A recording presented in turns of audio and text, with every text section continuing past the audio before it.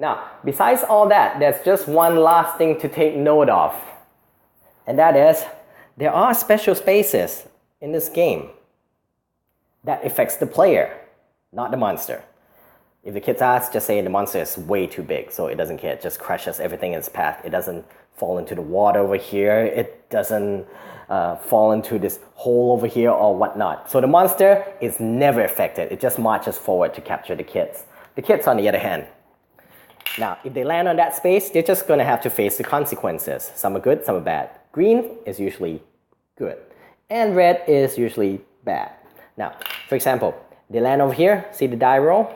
Then they'll just shake the dice shaker. Look, number 4. Then they get to move an extra 1, 2, 3, 4 space forward for that turn. Okay, so that's this space right here, the die roll. Over here, it's the water space. So if the kid lands into this space, then you just put the playing piece down on its side, right? Now, on their next turn, they're going to have to read number 1. And then they'll get set back straight up. So, and then on their next turn, they can start moving again. So essentially, it's like losing 1 turn, you know. And the penalty to recover is to read the number 1. Now, on this space over here, if you land here, you go back 2. So the kid goes 1, 2, they go boing, 2, back 1, 2 spaces. This space doesn't have any special effect. It has to be red or green. Now, for this one, if they land on here, they have to go into the gate, and then they'll use the dice shaker. If they roll 1, 2, or 4, lucky them, they appear out here. If they roll 3, they appear back here. If they roll anything other than these, they just go into the gate and then come back out in the space, so nothing happens to them. If they come onto this one, well, they have to shake the die.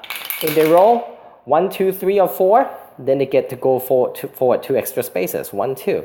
If they roll 5 or 6, put the playing piece on its side, just like this one. Next turn, they have to read the number 1 word to get up, and then their next turn after that, they can start moving again. If they land on this space, they'll go forward 2 spaces to here, right? Of course, if they land on this space, then they'll just follow the tunnel and fall backward and reappear here. If they land on this space over here, they go back 3 spaces. And that's a double whammy, because you land in here, you go back 1, 2, 3, and then you go slide woo and out here. If they land on this space, they're going to have to confront that monster by rolling the die. If they roll a 1, it's green, written in green, that means good. They get to move forward 1 space, lucky them. If they roll anything else, they go back that many spaces. If they roll 2, they go back 2. If they roll 3, they go back 1, 2, 3. If they roll back 4, then go there back 4. If they roll 5, well, they'll land over here and go forward 2 spaces again. If they roll 6, then they go back to here. And then, well, that last space is for them to stop there and break this gate before they get out. And that is the instruction for the game of Graveyard Run.